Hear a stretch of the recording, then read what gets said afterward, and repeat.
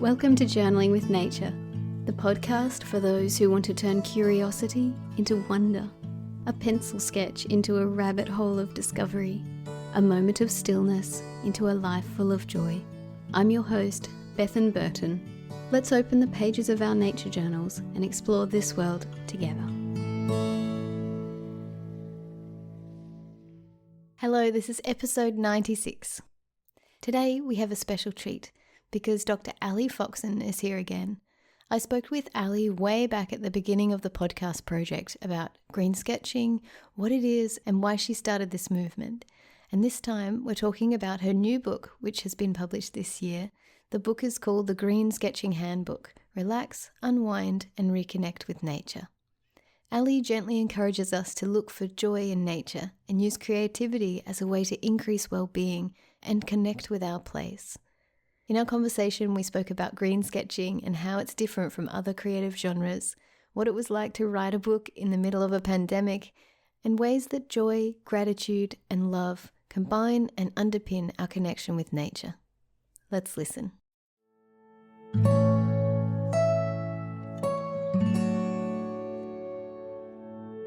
Ali, thank you so much for joining me again on the podcast. I am excited to talk to you. Oh, it's a pleasure to be back here. Do you know what? We recorded episode 9 together, and this is episode 96. So a lot has happened in that time. My goodness. And what an achievement. I hope you feel proud of yourself. Well, thank you so much. And I hope you feel proud of yourself, because we are here to talk about a lot of things, but including your extra special new book. Yeah. Congratulations. Thank you. It's been a big adventure. I think that's the best word for it. Yes. So this beautiful new book, been published this year, The Green Sketching Handbook: Relax, Unwind, and Reconnect with Nature. This is such a special book, and I hope you're feeling proud, because it is something really special. Thank you.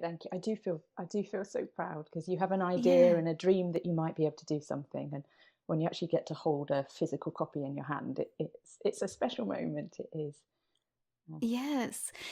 So I do recommend the listener go back and listen to our original podcast. But for those who haven't heard that and haven't heard about green sketching, I'd love for us to talk about what green sketching is, what makes it unique from other forms of creativity, and how it all came together for you, creating this new genre. Right. Where to start? So green sketching is a type of nature sketching, and it's really an invitation to think about it in a new way. So there's lots of overlap with nature journaling, but the emphasis of green sketching is really on the process of sketching as a tool for well-being and nature connection, above and beyond learning about nature or creating a sort of a beautiful artwork, or even a beautiful nature journal, or a sort of comprehensive nature journal. It is the process. And the reason I developed it is I was aware from personal experience about the benefits of sketching, just for quietening my own mind. But I realised so many people think they sort of would love to do it, but they feel these barriers to having a go. And I just wanted to find a way to make it more accessible, even if that meant it was then a stepping stone to nature journaling or urban sketching or botanical drawing, or the other genres out there. But you have to overcome that, I can't do it, I can't draw. And so I wanted to take it right back to the basics of how can we get people to overcome their fears and simply pick up a pencil, because the benefits of sketching are actually all in the process. It's not what you end up creating on the page that really, really matters and that changes your relationship with nature. So that's sort of how the green sketching concept came about. I love that you emphasize joy. So you call yourself a joy spotter, and this just lights my heart up, because that's what we're all looking for, right? We're all looking for these moments when you feel something, when you feel alive, when you feel this connection, and that's what green sketching brings out in people. Yeah, there was I suppose, again, from personal experience, I realised that when you sketch something, two things happen. I mean, many more than two, but two things happen. The process of sketching sort of calms you down. It's very relaxing and absorbing, and anyone who's experienced creative flow will know that experience of just getting sucked in, and you lose track of time. But there's something else, because the focus is on the natural world. It's outside your head. When you spot something that's beautiful or colourful or curious or amazing or just quirky, it does elicit this sort of spark of joy. Yeah. And the combination of having a tool, a simple tool that can help you experience more joy and also calm you down is actually really amazing to have the two, because you can often find things that do one or the other, but to have a really simple activity that's accessible and affordable for so many people that can help you look for joy in your life and calm down a racing brain. I just thought it was amazing. Yeah, that is amazing. And I love, there's a quote from your book, and it is that you say, I didn't want to get better at sketching. I wanted to feel better by sketching. And I thought that was super powerful, and that really sums the whole thing up. It's not about improving your art skill, although that does come from doing it. That's a sideline. That's a byproduct of actually just being there in the moment and feeling better by doing this process. And I thought that was a really powerful quote. Yeah, I mean, that was really important to me, because I didn't want green sketching to be another how to draw movement. There are hundreds, if not thousands, of far better qualified artists out there who can teach people to technically draw. And there are some beautiful books available that will show you step by step how to draw a tree or how to draw a bird. And I've been on workshops with people that will teach you meticulously how to get things right. And there's a place for that. There's an absolute place for that, and it can be very creatively rewarding.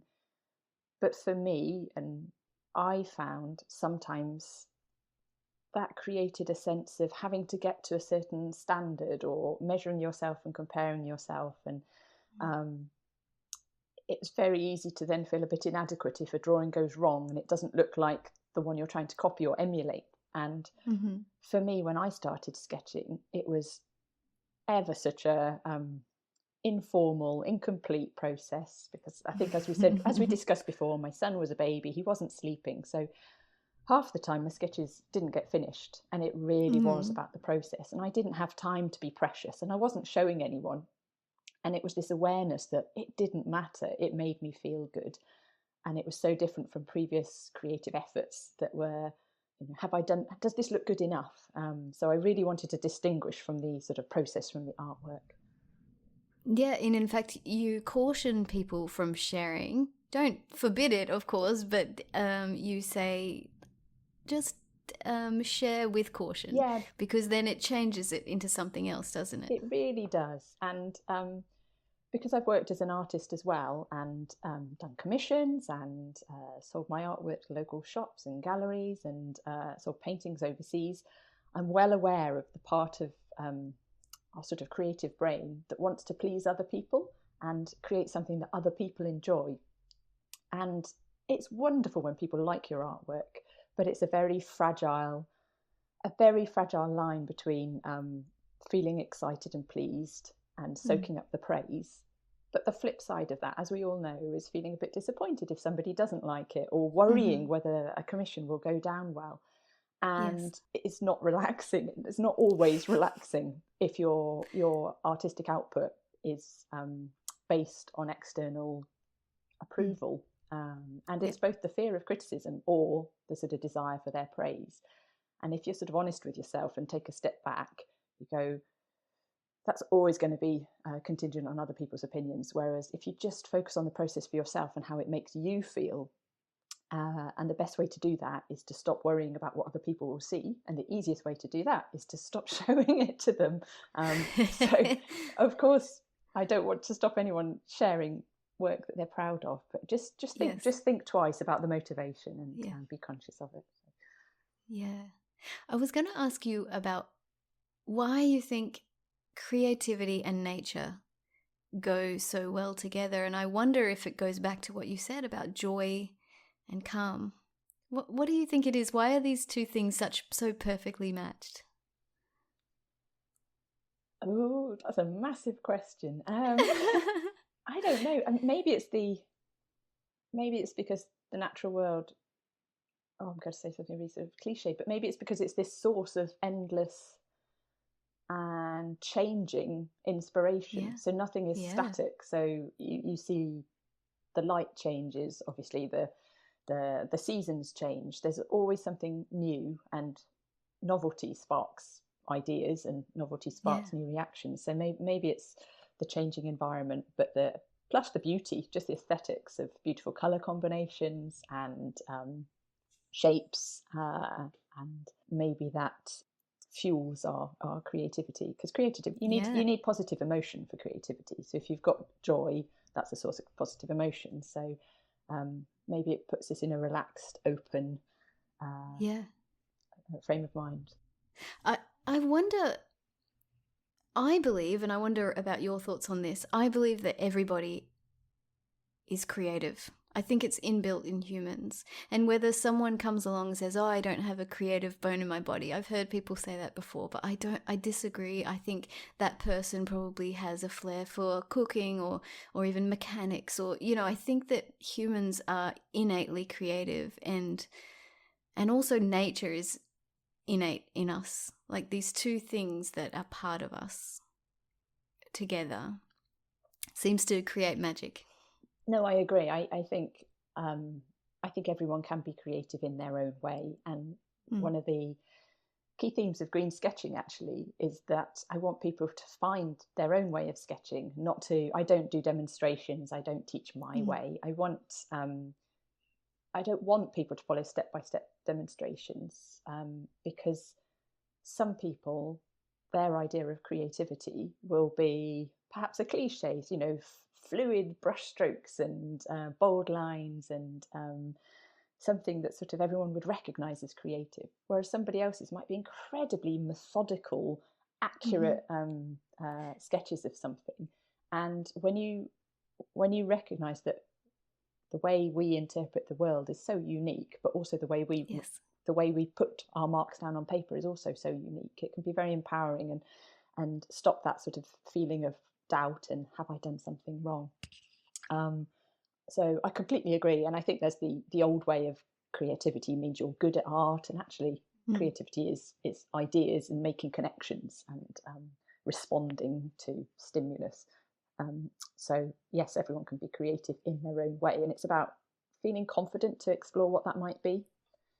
Yeah, I love that. I love that feeling. Like in a nature journaling workshop, I've noticed that you can be journaling the exact same thing and everybody's pages will be different. And it would be a great shame, I think, if you were following step by step and this is how you do this, because it takes away that unique essence of you. Absolutely. And I think it's in chapter 9 of my book. I've got a whole series of trying to find your own way, so you can explore exactly what that might be, whether you want to just prompts really to see what sort of environment you respond to and what sort of materials you might be more drawn to, because it may be that you like looking at patterns and you like colours, and somebody else might prefer fluid forms and charcoals and all sorts of different things, but we're not all the same, and nor should we be. And so the way we sketch the world will look so radically different. And also experimenting. You and I both value the sort of the role of experimenting. So don't expect the first time you sketch something to have found your way. Maybe you have to experiment with all sorts of different subjects, and sketching sky and sketching lichen and sketching water and sketching flowers and insects, and you don't have to like it all. And there's this myth that when you love nature, somehow you love all of nature, and you might be completely turned off by insects but be obsessed with rock formations, and I think it's important that we recognize that. Yeah, absolutely. So to sum up green sketching, you sort of put it in three three tenets, three categories. So a focus on observation, not artwork. Yeah. A focus on enjoying nature, not learning about it, which is really interesting because that takes the emphasis on anything except the experience, anything except the joy of it. And the third one, a focus on sketching in your own way for your own well-being, which is what you just described. Learning how to be you, learning how to express yourself, not someone else, yourself. Yeah. And the second point's really important, because some people, particularly if they've ended up in a lifestyle that's pretty disconnected from nature, actually, if they're rarely having anything to do with the outdoors, and it's very easy to be intimidated by people who are super knowledgeable and feel that's just not my world. And just to stay away from it even more, and to feel they don't want to look stupid because they don't know the name of something.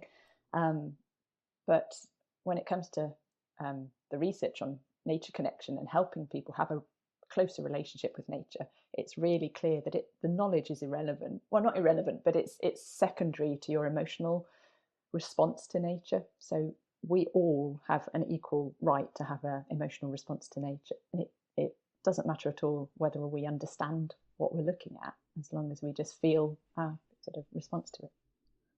Yeah, and I love that your work is really based, I mean, it's from your history, but really based in research. And so you have all these, I said it before, I said it in our last interview, that you are this amazing mix of like academic, rigorous study and just wild joy, full abandon. I love this about you, that you hold both of these things. But so the things you say in your book are backed by research, and one of the things you mention, which is also backed by research, is that the stronger your attachment to a place, the more well-being you experience there. And I just thought this was fascinating, and intuitively, I could understand that. And this practice of green sketching, or being joyful in nature and being creative in nature, helps you cement that attachment to the place. I mean, the analogy is the more you get to know another person, often the more you like them, and it's the more you get to know a place. And sketching is such a great way to see a place and see what's actually there, to slow down and really notice the details and how it changes through the year. And that's how you really get to know a place, by looking at it and actually spending time seeing it. And it's just the same with human relationships. You get to love somebody more by paying them more attention. So I like things to be evidence-based, but the merging of the arts and the sciences, I think we need to do more of it generally in life.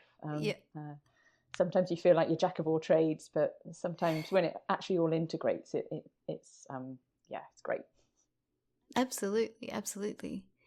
So you were deep in writing this book during COVID, and I wonder whether you feel like more people are coming to creativity and nature through this time.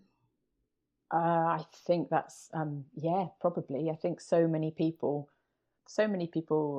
appreciated the great outdoors, nature, during the pandemic. And it's been we've sort of talked about it before, that people either realised how grateful they were and how lucky they were to have green spaces nearby, or they sorely missed them because they didn't have access to them. And I know people started noticing birdsong and noticing things just because the noise, the traffic all disappeared. So there was definitely an increased awareness and appreciation, and maybe that has made people more willing to turn to this. And people also turn to more creative hobbies and realise that they can be very healing and cathartic in times of stress. Yes. So it's the combination of nature makes me feel good, creativity makes me feel good, and this is an activity that brings them both together. So bring it on. Yeah. But I was fascinated that at the back of your book, you told a story about your grandmother and how she left a book after she passed away. And in that book, the foreword, it was from 1927. And the author of this foreword, she said, she was describing the stress of life, the pace of life, and how everyone is stressed and no time for nature and no time for creativity. This was in 1927, and it made me think, wow, like nothing's changed. Like depending on the time, you can feel like life is overwhelming, but it's been the same since many decades ago. Yeah, that was an extraordinary quote, wasn't it? Because to realise that somebody thought the pace of life was too stressful and that you needed to slow down and have a go at sketching nature as a way to sort of calm your mind, and it didn't matter what the picture looked like. I mean, like I say, green sketching and the idea of it, or nature journaling, it's not new, but we have actually forgotten how powerful it is for making us feel less overwhelmed by the modern world, whenever that modern world might be taking place. Exactly. I found that super fascinating. Yeah. So tell me about the process of writing this book in the middle of a pandemic. How was the process for you? It's probably one of the hardest things I've ever done. So it was this amazing opportunity, and it landed in the middle of the pandemic. I mean, I submitted a book proposal and I was offered a book deal, so it didn't fall out of nowhere. But when I was given the opportunity to write the book, soon after we went into lockdown for the second time, and I had to homeschool my son and had quite a ambitious deadline for the manuscript. And I mean, I think lots and lots of parents, and particularly mums, had to draw on strength they didn't know they had. And yes, if you ask me how I did it, it wasn't pretty. You know, I gave up a lot of things, like going downstairs for meals, showering. It was stripping life right back to the absolute basics. And I thought I was going to have a month to do each chapter, and it ended up being days, and it was intense. It was intense, but I think it was my editor early on said she thought the book was already in my head, and so I think she believed in you. I think it really was a case of downloading something I'd been carrying around for years. Yes. And had it been a different type of book, it might have been a even harder experience. But yeah. But you've produced something so beautiful and so valuable, and I'm glad that you've been getting some really wonderful feedback on how it's moved people and helped them move forward with this beautiful practice in their lives. Thank you. That's the best part of it, actually. When you put it out into the world, you don't know what the reaction will be, and then when you get messages from people you don't know who have understood what you've been trying to do, and more than that, they've expressed sort of personally how it's helped them, and you know, so many people's mental health is really, you know, we're really struggling collectively at the moment. Yes. The pandemic and then Ukraine. That to get messages from people saying my book's helping just makes it all worthwhile. That's wonderful. I love the way you've divided the book into 3 parts. So there's chapters, but within these 3 parts, and they are motivation, guidance, and encouragement. And it's kind of like giving people a reason to start, giving some tips on how to go forward, and then encouraging them to keep going. And I think this is a really elegant way to structure it. I wanted it, there's, like I said earlier, there are so many how to draw books, and the world doesn't need another how to draw book, but I wanted this to be more of a why to draw book and why to draw nature. So I spent, it's not like your normal art book, it's very different. So I wanted to spend a large chunk of the book explaining why this will make you feel better.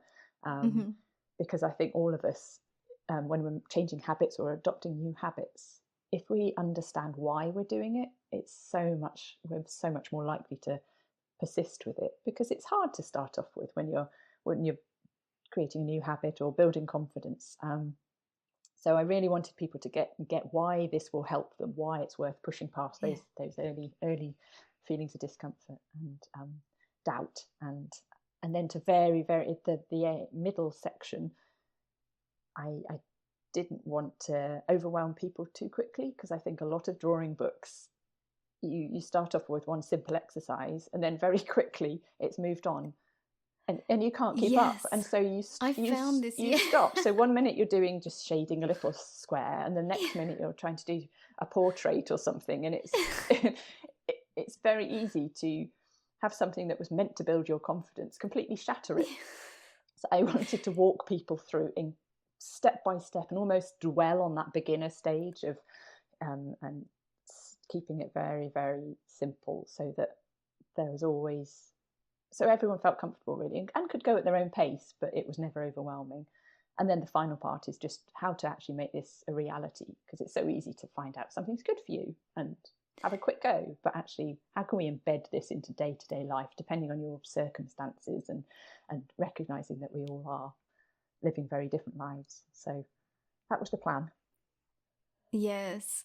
And I wonder, this whole issue of like negative self-talk and how we speak to ourselves is just so awful in a way that we would never speak to anyone outside of ourselves. I wonder if, so you have taught green sketching to many workshops and different groups, people of all ages. I wonder how you go about helping people through their negative self-talk in a setting like that, in a workshop. I think it's, like I said, the exercises are designed to remove all of the fear. So yeah, if you can remove all of the fear right at the beginning and reassure people they don't have to share their sketches in a workshop, which is actually quite unusual. Nobody has to show me what they've done. Yes. It's amazing that that small tactic can reassure people.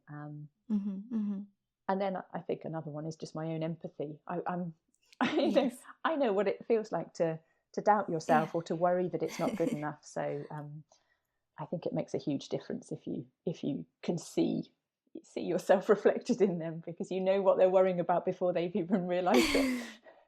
So I think that helps. Yeah, it's such a big deal, isn't it? It never goes away. I mean, even when you know all this stuff and you know how to talk gently to your inner critic, the voice is still there, and it's no matter what stage you're at, it's still there. It's still saying these mean things. Absolutely. And I think because I'm a self-taught artist, and I've taught myself as an adult. So it's really, I know what it feels like. I know what all the sticking points are. And I think if I was and I'm not very good, I'm okay, but I'm not a talented artist technically. And I think if I was, then you have a bigger gap between what you're capable of and what a beginner in your workshop is capable of. Whereas I'm self-taught and know all the mistakes because I'm still making them.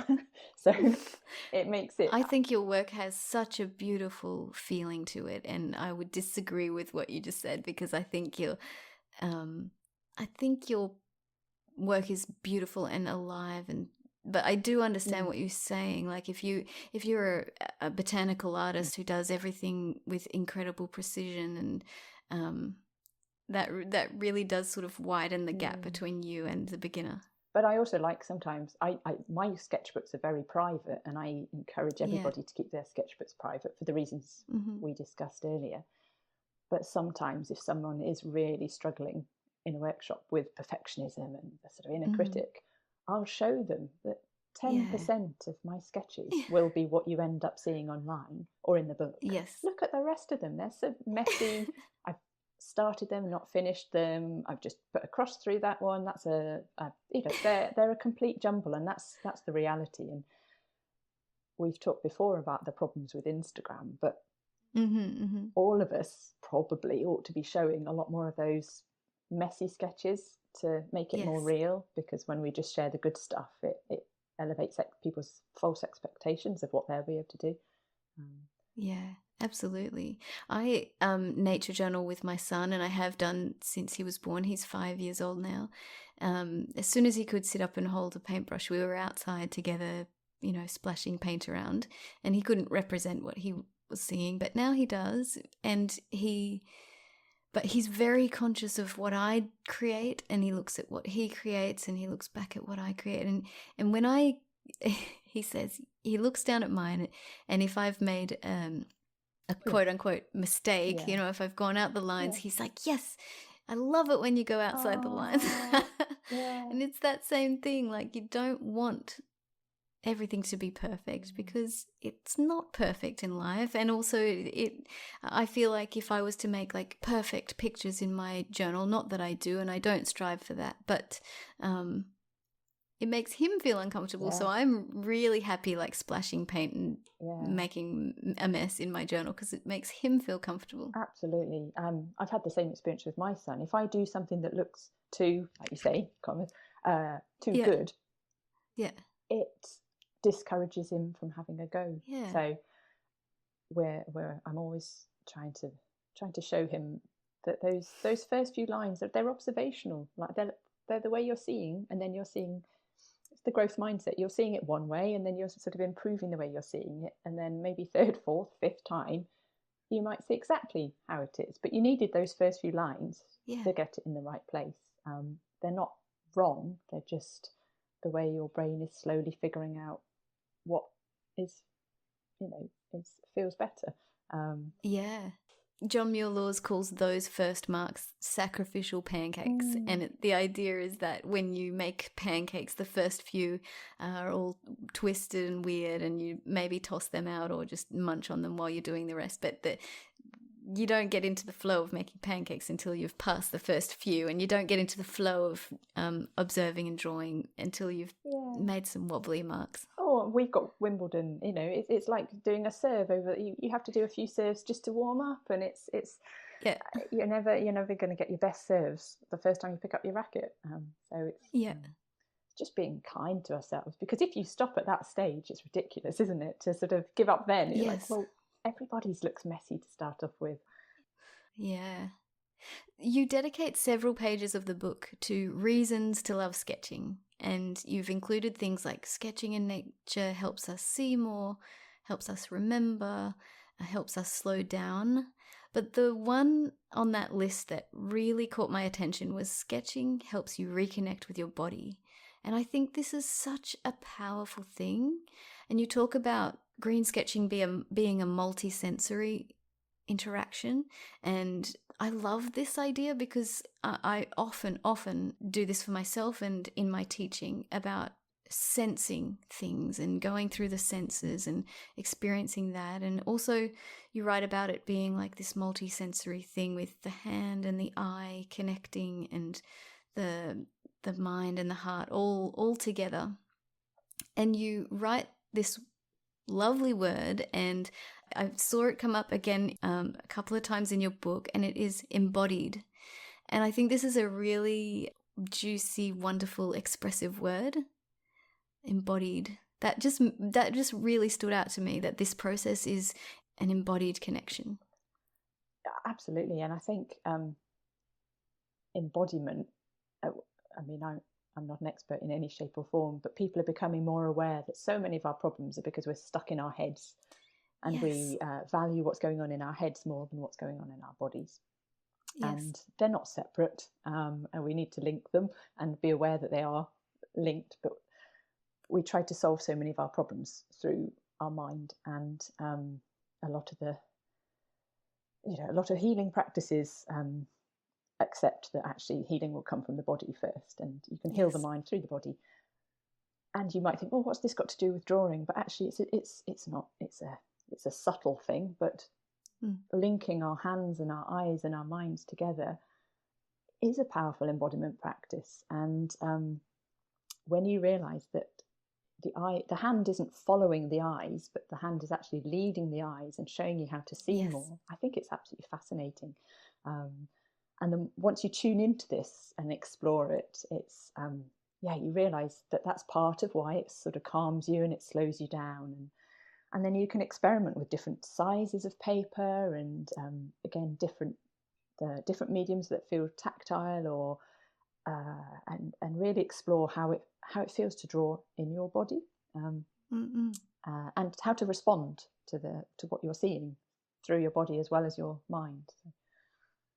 Yeah, I think this is such a powerful practice, and it brings me back to that thought that, there are lots of times when we're panicking or being anxious or feeling like things are out of control. But in most of the moments in our life, if we're not in the future worrying, if we're not in the past stressing over things we did or said, the moment we're actually in is actually calm. The moment is actually safe.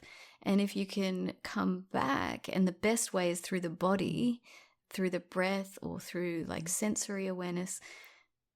Right now I'm safe, even if my mind is taking me somewhere dangerous, that feels dangerous. Right now, in reality, right now is okay. Absolutely. And this practice can help facilitate that. And maybe that's why it's so good for you, why it's so calming. Yeah, I mean, we've talked before about one of the sort of most first aid approaches to anxiety is to suddenly draw your attention to what you can see, as well as what you can hear and what you can touch, but what you can see. And so just noticing your outside world is a powerful way to stop spiraling thoughts. Yes. And then there's also sometimes when we get anxious, we focus, our vision sort of narrows, and we can focus right on what's in front of us. Whereas if you look at the horizon and you look further afield and you open up your vision, that can have a calming effect. And so as you develop a green sketching practice and you start to realize you can change how you feel by changing what you're sketching. So if you need to calm yourself down, then maybe going for I call them doodle walks, but going for a walk and specifically focusing on the landscape and things in the distance, maybe that's a good way to calm down anxiety. This is anecdotal. This isn't sort of science based, but it sort of makes sense with what we're learning about vision and sort of anxiety. But and similarly, if your brain is absolutely racing, focusing on a really detailed little sketch of a fern leaf or something complicated, not overwhelming, but complicated, that requires your focus, again, is another good way to settle. And there isn't a prescription that anyone else can give you for this. It's a case of figuring out how different things make you feel. So it's noticing what you notice and then how it makes you feel afterwards, and then using it as part of your own sort of emotional toolkit, because all this comes back to emotional regulation. So what do you need to sketch to make you feel better in that moment of time? And if you're too overwhelmed to sketch, then what do you need to look at? Because if you don't have the energy to actually sketch something, what do you need to look at? Where do you need to place your attention? I love that. I love that very much, that you tune into your own needs and let the senses or the body guide you to where you need to be, and that you can be deliberate, because this is one thing that is really hard sometimes to remember, that we have control over our emotions and we can bring them in, even though sometimes that feels really hard. We can actually choose what to feel. We can choose where to put our focus. And sometimes when you're really like highly dysregulated or anxious, it's super hard to hold it. You know, you can pull it in and say, okay, I'm going to focus on this shell right in this moment. And then if it's a really dysregulated moment, off goes the mind again really quickly. But we can deliberately bring it back, and then to go on. No, I was going to say, and it needn't be complicated. So it can be just developing the awareness that when I go for a doodle walk, I feel better. And when you grab your sketchbook and a pencil or a pen, or if you want a watercolor kit, but when you head out of the door, when you're feeling, whether you're feeling anxious or angry or frustrated or just scattered, I feel better after I've been for a doodle walk. You go to maybe your favourite place, you sit there and you don't overthink it. You don't think, now, what was I meant to do when I feel like this? Yes. You sit there, and this is where I always come back to this joy spotting. What do I notice that makes me feel, what do I notice that looks nice? And maybe it's a colour that day, or maybe it's a quirky thing, but just ask yourself, what's making me smile a tiny bit, or what's caught my eye? And it doesn't need to be anything more complicated than that. So it's just getting into that habit of doodle walks make me feel better, and what is sparking joy. And if you just have that as the framework, then it doesn't need to be, you don't need to, or the rest will follow naturally. Yes. Yes. And I love this idea that you have. Like, we sort of have this emotional balance, this emotional scale. And sometimes you need more calm. You say this in the book. Sometimes we need more calm. And sometimes I need like a lift. I need more joy. And finding a good balance on this scale of calm and joy is, makes us feel regulated. And surprise, wonderful surprise, green sketching does both of these things.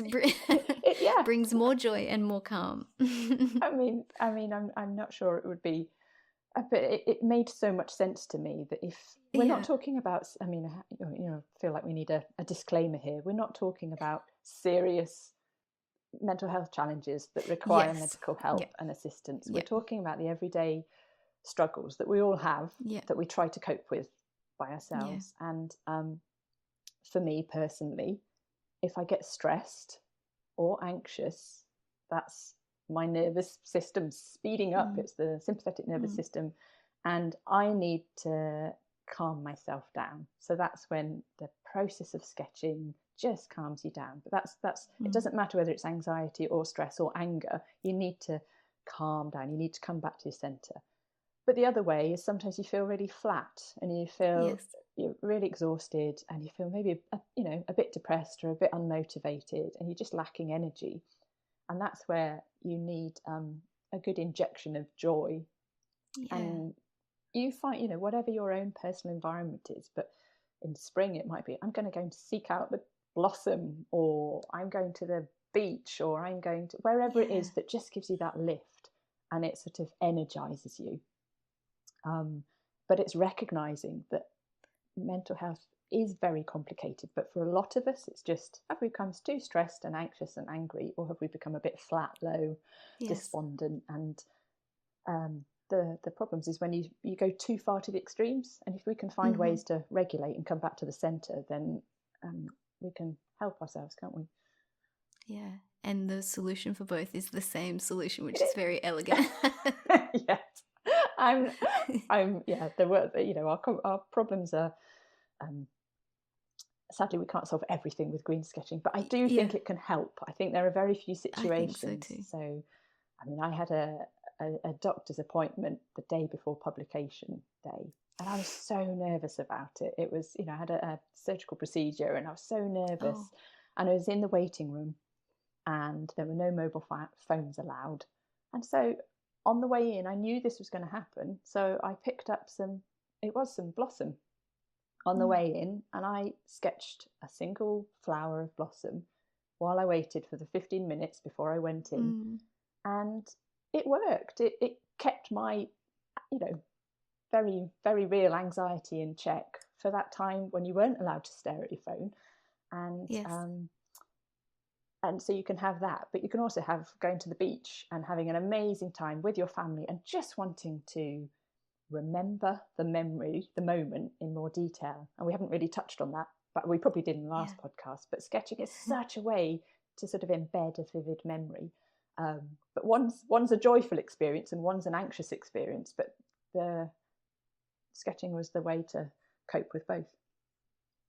Yeah, that's so interesting, isn't it? I've thought a lot about that, how and why sketching something cements it in your memory so strongly. And I think that the memories we hold on to are the ones that gave us an emotional response. And when we fall in love with the world, when we have this moment of connection with the world, it is an emotional response. And maybe it's to do with that, or maybe it's just the focus, maybe it's just the spending time. I'm not sure, but it's a very powerful mechanism, isn't it? I think because this is not just nature sketching, this is drawing as a memory tool. There's now quite a lot of research coming out about how effective it is for anatomy students, veterinary students, school children in classrooms, dementia patients. And I think they think it's to do with the 3 different pathways for making memory in your brain. So it's the visual memory, I can never say the word, kinesthetic, the movement, and the meaning that you find in whatever it is that you're doing. And it's the combination of 3 different memory pathways that create a stronger memory, added to which, as I mentioned in the book, you just spend longer on it. Your attention is what creates memory. And if you're looking at something, sketching it, even if it's a quick sketch, you're giving it far more attention than if you glanced at it or if you took a quick photo, when it's seconds rather than minutes. And that makes a huge difference for how much it gets hardwired into our memory. Yeah. One thing that both of us are very passionate about is colour, and I'd love to talk to you about colour and the way that you that colour has touched you in your life. Oh, wow. I don't know where to begin. I've always been sensitive to colour. I think some people, I don't know whether it's the number of cones in your eyes or something, but I think some people are more sensitive to colour. Okay, and from that's a very, interesting. very early age, I've loved colour. But some people, I say sensitive to colour because it's not just, oh, I like colour, I like bright colours. The wrong colour can really upset me. So interesting. when it comes to interior design, I'm a nightmare, because if you get I don't care about it, but if the colour is wrong, it makes me grumpy. You know it's right. It makes me grumpy. And so I get immense pleasure from the colours in nature, far beyond, oh, that looks nice. It's the subtle combinations of, oh, look at that shade of pink next to that particular shade of green, or and some days it's, again, going back to that calming with your analogous calming blues and greens, or some days it's the joy of the complementary pop of a sunflower against a blue sky or something. So I think, if anything, I see the world in colour and colour combinations, and it just feels part of me. But I love pointing out colour combinations to other people as well. I think you can't help yourself if you get joy from it. Yeah, I do the same thing, and I really live for colour. It makes me feel very grounded to see the colours of my landscape, because I'm very attuned to the dusky greens and the sort of ochres and the a previous guest, David Lucas, was talking about having words, having vocabulary for this stuff, and there isn't all the different subtleties that we need to express ourselves about colour, but he was talking about you can make your own words to express that, and I want to do that. I think it's a very amazing idea, because there is so much subtlety to it, isn't there? And there's so much I want to say about colour, and I don't know how to, but it brings me so much joy to tune into that. And at the same time, it's so hard to talk to other people about it. And I want to say, look at that mossy green that's touching the... I think one of the interesting things, though, and this comes back to the same thing in chapter 9 about finding your own way of sketching. Some people, colour's like, it's just... Yeah. They're much more interested in negative space or sharp lines and patterns. And trying to excite them about colour can be futile, because it's like, it's not my thing. And so it's important to share your own passion. Yes. But also, the colours I see won't be the same colours you see. And I still find this incredibly hard to get my head around, that the world I'm seeing, nobody else can see it. And so it can be reassuring when it comes to sketching, because my son said this actually, that, well, if nobody sees the world the way I see it, then nobody can say my sketch is wrong, because this might be the way I've seen it. He's really wise. It's so true. And so that love of colour, I think there are some of us out there who just live for colour, but we have to accept that other people, you can infect people with your enthusiasm to a point, but they might be the ones, like I said, that get very excited about the texture of a rock or the pattern on the beetle's belly, and you're like, that's quite nice, but there's space for us all. Yeah, totally. And I really love the idea about colour, that colours of your landscape, the landscape that's deeply embedded in you, the colours are embedded in you as well. So I feel really grounded with these Australian colours. And someone else might feel out of place if they come from a really lush rainforest, or if they come from a desert or whatever it is. Colours become part of you, I think. I think it's also, we talked earlier about connecting to place, and it's the colours are not static, they change. So part of enjoying and connecting with the changing seasons is noticing that at this time of year the hills get this certain tinge of colour, and then it's more subtle than just the turning seasons. It's the subtlety of the particular flowers that are coming out now, or the berries that are beginning to appear, or just the quality of the light at this time of the year. Yes. And that manifests in the colours. So it's a way in to connecting with place, is noticing the subtle colours. And somebody else visiting will just say, oh, this is a nice place. But they won't know that 2 weeks ago the colour palette was ever so slightly different. And and I think the more you sketch, the more you look, and the more you tune into these little things. And you can get so much joy out of noticing these things that, let's be honest, the vast majority of people aren't. But none of this experience has anything to do with how well you draw it on paper. It's all to do. It's all to do with the observation, and the drawing is just a tool that helps you see it. But the contents of your sketchbook have nothing to do with this experience. Yeah, I'm holding my heart right now. I do that. I sort of unconsciously do that because I hear you, and I feel it, and. It's brought up this memory, which was that we had relatives come over from New Zealand to stay, and it was summertime, and in summer all the grass here goes yellow, and these relatives said, your grass is all brown and yellow, and they were like teasing this place for everything being dry, but to me that's part of it. And I was like, isn't it beautiful? I just didn't get it because this is a color, it's my color, and this landscape isn't designed to have perfectly green lawns. Lawns are artificial, and so that doesn't make sense, and so they turn brown, and isn't it beautiful? But they didn't get that at all. But when I went to New Zealand for the very first time, I remember flying over Auckland and the plane banked, and I saw the hills for the first time, and my mind was blown because I had never seen green like that much green, and so it makes sense that they commented on the brown grass. But for me, the brown grass is so beautiful. It's home.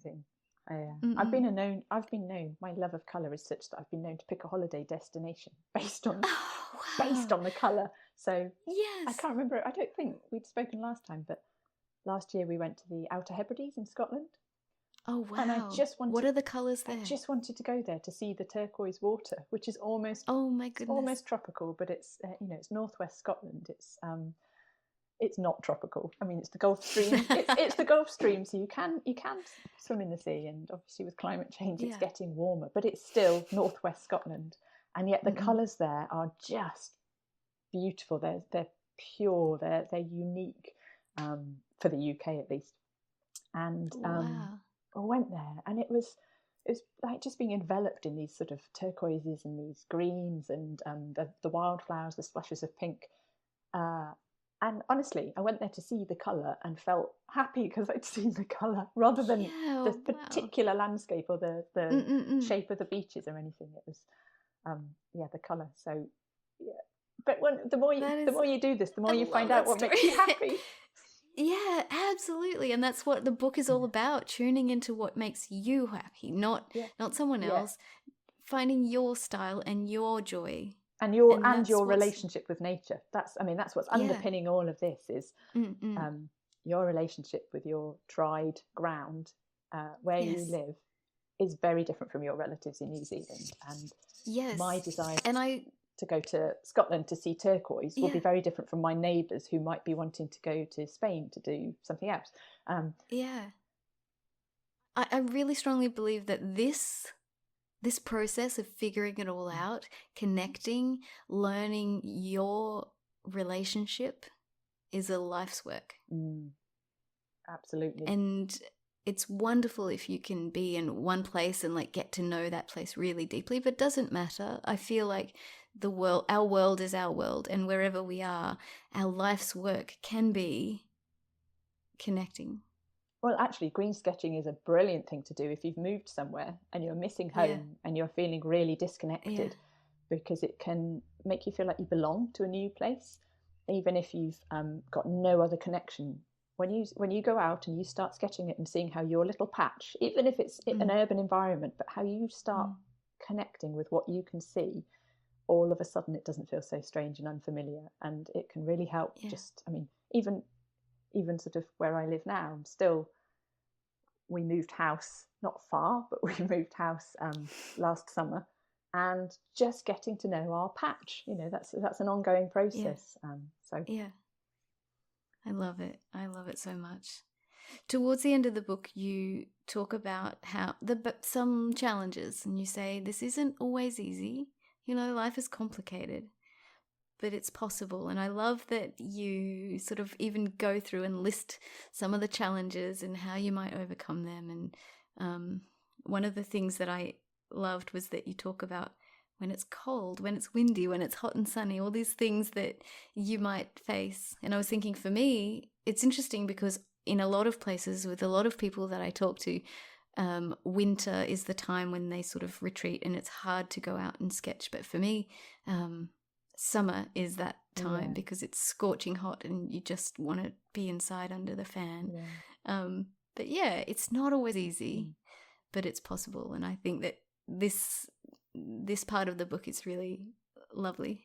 Well, it's just coming again from my own experience that weather can be pretty changeable here, but I think we've touched on before, I've got endometriosis, so your energy levels through the month can radically change. And if you beat yourself up because a habit that you're trying to do is a bit difficult, and then it makes you feel guilty because you're not doing it, then it's not going to make you feel good. So I wanted to include a chapter that was sort of just empathizing with all the difficulties we have and trying to find little solutions, so that some days you might just go for a walk and hold your sketchbook and that's it. And if you're stuck in the city, you might just sketch your pot plant. And some of it's really, really simple, but it's keeping the habit going in a tiny way when you can, which is really important. But not having to do it every day if you don't want to. And a big part of the book, like an underlying sort of subtext, you don't talk a lot about it, but it's clear that this practice can help us be better environmental citizens. And you had a career as a high-flying climate change advisor. Low-flying. And this stuff is really important to you. It's part of your life. It's part of who you are. And I love that this theme is there underneath it all. And I wonder about the ways that green sketching has helped you be a better environmental citizen and engage in more pro-environmental behaviour. I mean, I think it comes down to the fact, and this is based on supported by the research, that if you tell people to do the right thing, and you give them all the information and all the reports and the data about the environmental crises we're facing, it has limited impact. And so the way to motivate people to adopt better environmental behaviours is to make them care. And the research on nature connection shows that when people feel an emotional connection to their environment, they're much more likely in turn to adopt what they call pro-environmental behaviours. So whether that's your obvious ones like recycling or flying less, but also perhaps creating habitats for wildlife in your garden, or just changing the way you shop, and being much more savvy about how much and what you buy. And everybody has these choices throughout their day, and the more connected you are with nature in your life, the more you're likely to make environmentally friendly choices.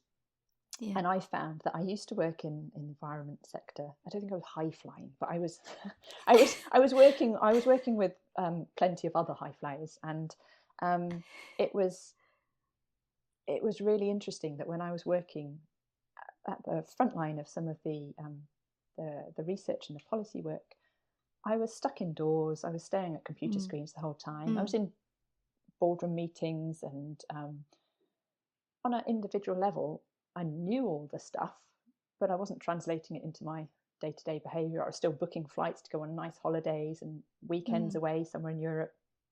And I haven't given up flying completely. But on a day-to-day level, I've cut radically down on meat. We've got like a bug hotel in the garden. We're sowing wildflower little meadow. Every decision we make now is made through the sort of green lens, and it's because you can't go and sketch things and appreciate them and fall in love with the beauty of the colours and then ignore it when you make consumer choices. So I think that's the connection. That's how it's linked. And I think there's another element that at the moment there's so much fear and anxiety in the world that when you add in the layer of we've got a climate crisis, so many of us, including myself, you shut down. You're like, I can't deal with this on top of everything else. Yes. And worse, you sometimes want to treat yourself to make yourself feel better. Yes. And so many people will treat themselves through buying something or treating themselves to fast food. And green sketching is joyful. It's not making you feel guilty. It's making you find something that actually calms down all that anxiety, and it creates joy and hope rather than this overwhelming sense of dread and anxiety. So it's that's the other sort of element to it, I suppose.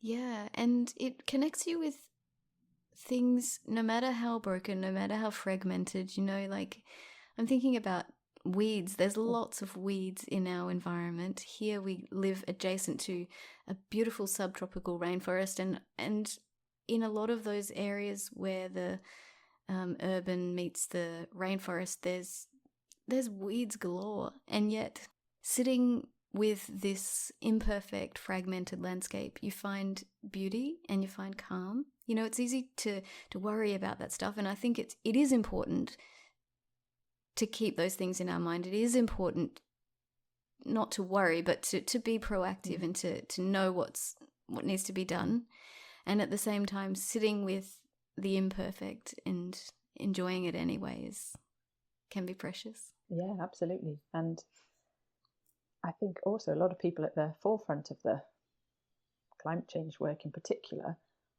are some of the ones who are most liable to burnout, and they really know what's happening and what's coming. Yes. And you can't be a non-stop activist. You can't. Yes. You have to find ways to, we're in this for the long term. It's not going to stop. Yes. We've got to find ways to cope, and regulating our mental health is a key part of resilience to climate change. So it's all taking time out and, like you say, accepting what we have, and focusing what we still have rather than just what we're losing is really, really important. Yes. Yeah, absolutely. I think tied in with this is this feeling and idea of gratitude. And I wonder if you could speak a little about gratitude and how that has become part of your life through green sketching.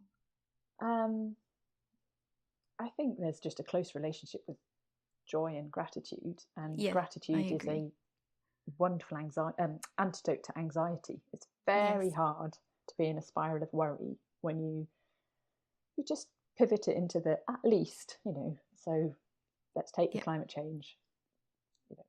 This is awful. The world's going to end. What does this mean for my son? But at least people are starting to care. At least there are more options for what we buy in the shops, and at least more people are eating plant-based meals. And with green sketching, when you see how much beauty there is around us, it's like, at least we still have a beautiful world, and we could be grateful for the grounding nature of the changing seasons. And I'm not sure if that answers your question. There's a sort of very close interplay between the joy and the gratitude, and the being mindful of the present moment and not letting our thoughts spiral out of control. Yeah, and I think joy is almost it's that idea of all these subtleties of human emotion and feelings that it's hard to articulate, but in some ways I feel that joy and gratitude touch each other in their definition. And they do, and they touch you. This is where we're getting really deep, but they touch with love. They touch with love as well. And yes, if you experience joy and gratitude, then love isn't far behind, or it's underpinning both of them. And it's that love for nature which then prompts you to want to take care of it. So I couldn't tell you the neuroscience underpinning all of that, but it's that connection. You can't have joy and gratitude without some love, and love is what we kind of need to connect with to take care of our planet. Absolutely. You and I were on the same page. I love it. I've loved this conversation so much. Ali, thank you for joining me again on the podcast. Oh, it's been a pleasure, Beth, and thank you so much.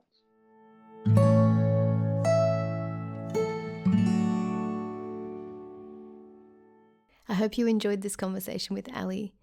The philosophy of green sketching just resonates really strongly with me. The simplicity of letting creativity guide us to more joy and more calm in life is a really wonderful concept. Life can be really complicated, but Ali's idea of green sketching is simple and accessible for everyone at every stage. If you go to the show notes for this episode, you'll find links to where you can purchase the Green Sketching Handbook. I highly recommend this book for anyone who wants to make sketching in nature a habit and increase well-being. Thank you so much for listening. See you next week.